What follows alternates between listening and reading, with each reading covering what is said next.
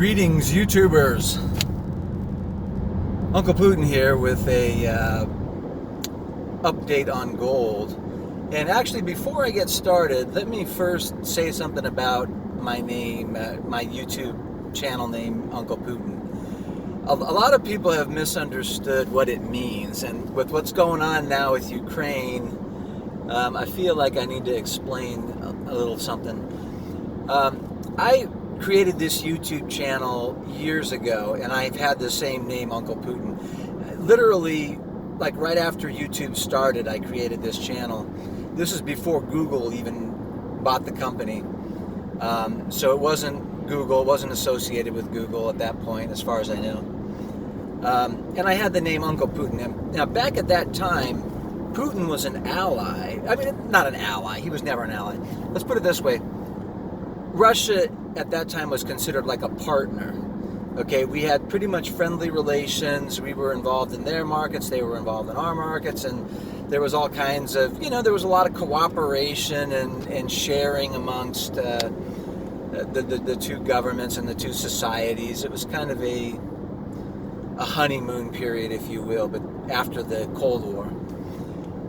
But I chose this name Uncle Putin, and it's not, it wasn't in any way supposed to be complimentary of Putin. What it comes from is the nickname that the Western newspapers gave to Stalin whenever, back in World War II, whenever the US and Russia and the Soviet Union were allies against Hitler. At that time, the Western newspapers referred to Joseph Stalin as Uncle Joe. Good old Uncle Joe's over there fighting the Nazis on the Eastern Front, right? So Uncle Putin is critical.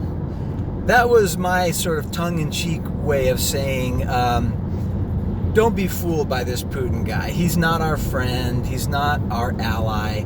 He does not have the same goals, values, or anything else that we have. This guy is KGB. That's where he came from. He's a wannabe Joe Stalin. He's, I don't know if I knew that he was going to actually get to the point that he is now. I just knew because I followed Russia very closely at that time. And Russians that I knew who were smart were telling me, keep an eye on this guy. This guy's no good. He was cracking down on the media over there. Reporters who were critical of his administration were turning up, they were disappearing, they were turning up murdered. It was obvious to people who were tuned in that something wasn't right over there. And of course, now we know the guy's gone full-blown, pretty much Stalin-esque. It's getting pretty much to that point. So that's the first point I want to get out, is just the name. The name Uncle Putin. I am not a fan of Putin. I am a fan of the Russian people. I've always loved the culture, the music, always had an interest in it. I studied the language for years, and that's why I, followed Putin's early career, and I was kind of onto him from the beginning.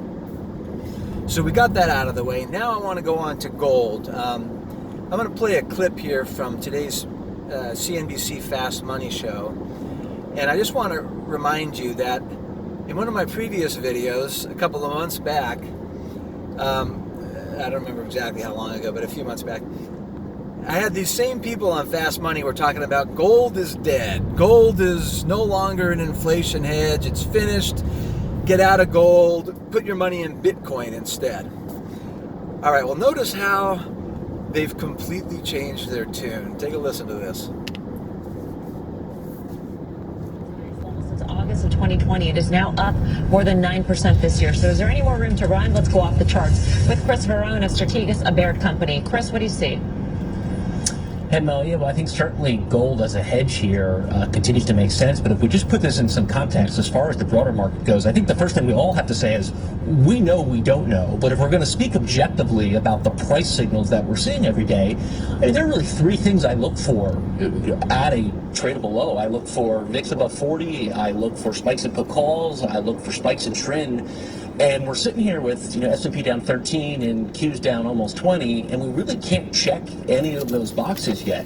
Is this correction in equities over with Apple still above the 200-day, right? So I think ultimately the good stuff probably has to get sold here before we're through this. And if you just look at the next slide here, it's triple Q's versus S&P. We talked a lot about in the early COVID days how big events speed up what's already in motion. Well, that happens on the other side as well. And triple Qs have been peaking relative S&P for the better part of the last 6 months. And the Russia-Ukraine events have only accelerated that ratio at new lows today. So what do we own, or how do we hedge out this risk? I still think gold is frankly under-owned.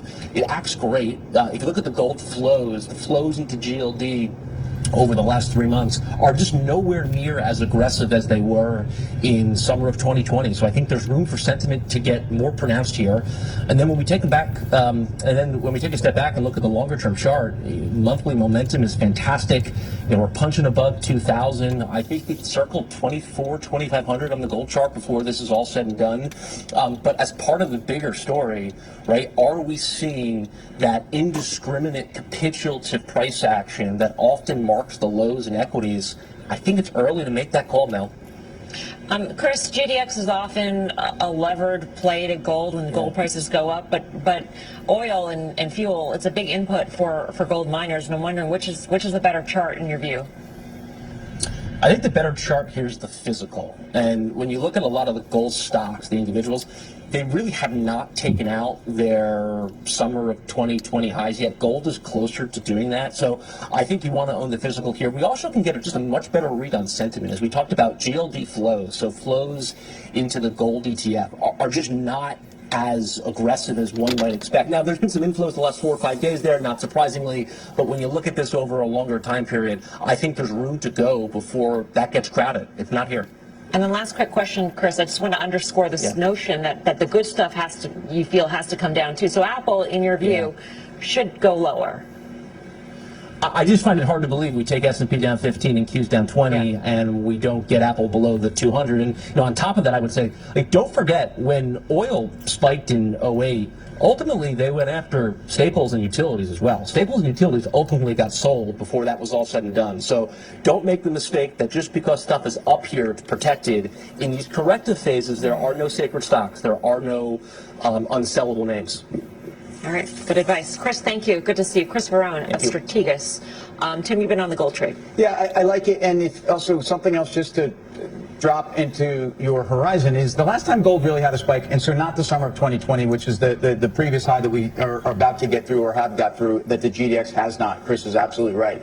And I think it's going through it. But is a decade ago when a lot of this stress on Europe, remember what was going on with European sovereign bonds. And so this is very dollar positive in the short run. Ultimately, so very, very positive for gold. And I think diversification by central banks is onward. I'm with Tim on that. Newmont Mining, when I say multiply here, I think it's like a 40-year high in Newmont Mining today, approaching $80 a share. We haven't seen levels like that, as I mentioned, in decades. I think gold's got a lot of room to the upside, and you're finally seeing, for the first time in a long time, the decoupling of gold from crypto, which is a conversation we've had a number of times, but it's happening right before our eyes. Coming up, a bank beatdown, financials deep in the red, a stock sell-off. So is there more pain ahead for this group or trade? All right. So there you go. CNBC has had a complete reversal from gold is dead, it's over, it's not an inflation hedge, go into crypto. And they went from that to, they've got gold fever now.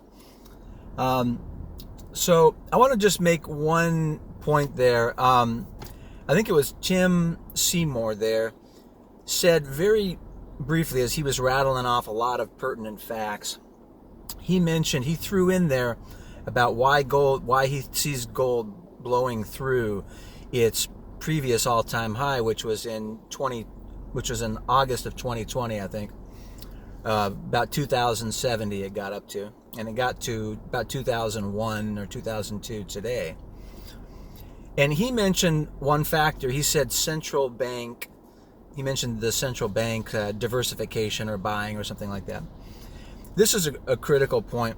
A lot of people don't understand that something very, very major just happened with these sanctions that we put on Russia. And what it was, we've done sanctions before. So we did the usual sanction. We told them, our businesses their banks can't do business with our banks, and companies can't do business with our banks, and so forth like that. But they did something totally different this time that's never, as far as I know, has not been done before. And that is, we kicked Russia out of SWIFT, and SWIFT is the international system where it's a messaging system for banks. But even more than that, we froze the reserve assets of the Central Bank of Russia. Now, the Central Bank of Russia is their version, like we have the Fed, the Federal Reserve banks. That's their central bank. And reserves are basically the foreign currency and, as often is the case, gold. But these are basically the sort of piggy bank, if you will, that a central bank uses to defend its currency. So we've done, usually this stuff is off limits. No one, as far as I know, has ever done this before. But we came in and we said, not only are we putting sanctions on all these other things, but we're freezing all these foreign dollar assets and euro assets and all this other, money that Russia had that was basically like their sort of war chest to defend the ruble. Now, what do I mean by defend the ruble? What I mean is countries want their currencies to stay basically level, right? So if their currency gets too strong, they will sell their currency and they'll buy foreign currency. They'll buy dollars, they'll buy euros, they'll buy yen, whatever. And then that makes those other currencies go up against theirs, so their currency comes down. Now, vice versa, if their currency is falling, if they have all that foreign money, they can start selling that foreign money and buying rubles, right? They use those foreign currency reserves to buy the ruble, and then that makes the ruble go up. And so basically they just want it stable, right? They just want to keep it basically the same, because that you can't have an economy, businesses can't run and things like that if the currency is having wild swings up and down. So we put these sanctions on them, which caused the ruble to fall, and then at the same time we froze their central bank foreign currency reserves. We froze them so they couldn't use them. This is a huge thing, and the result was that the ruble has plummeted. I mean, last I heard, it's down to about 140 rubles to the dollar, I think, today. That means 1 ruble is worth less than a penny. Okay, it's like quite a bit less than a penny. So the upshot of this, I mean, it gets kind of all complicated, but at its core, it's actually very simple. The one thing that Russia still had, because it was in their own possession, in their own vaults, was gold. So they had a lot. They had like 120 billion or something like that dollars worth of gold. Now, if they didn't have that, they'd really be in a pickle. But that was a big part of their central bank reserves, and they have that in, as far as we know, in their vaults in Russia. So the fallout from all this, and that's what Tim Seymour there was mentioning as to why he thinks gold's going to blow through the all-time high, is that central banks now, even the ones that are friendly to us, I mean, but all the other central banks of the world, especially those who aren't, China, okay, India is kind of like a neutral party, Turkey is kind of sort of an ally, but also sort of sometimes they don't really go along with us. A lot of these countries, they don't want that same thing to happen to them. So what are they going to do? They are going to sell dollars. They're going to sell euros. They're going to get rid of they're going to bring down those foreign currency reserves, and they're going to buy gold. Of course they are, because that's the one thing that we can't. What are we going to do? Tell them, you got to turn your gold. We can't sanction their gold. We have no control over that. We cannot freeze it because they will keep that gold in their own vaults in their own country. So this thing that we did It's definitely hurting Russia in the short term, but make no mistake about it, it has changed the game, and gold is going to be much more in demand. We could see some really interesting things happening with the gold market.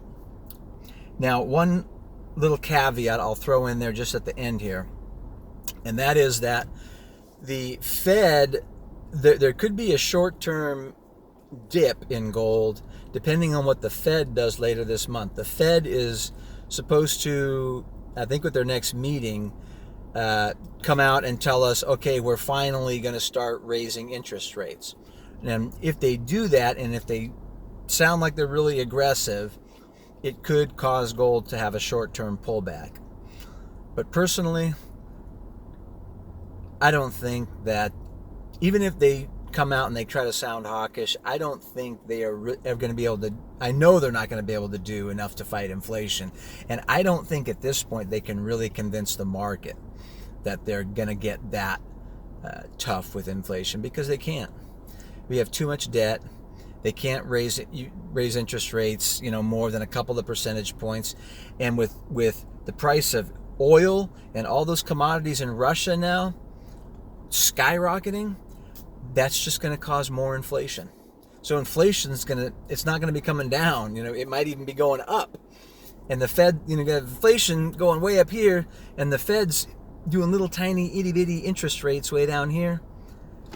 That means gold goes higher. All right, guys, till next time. Thanks.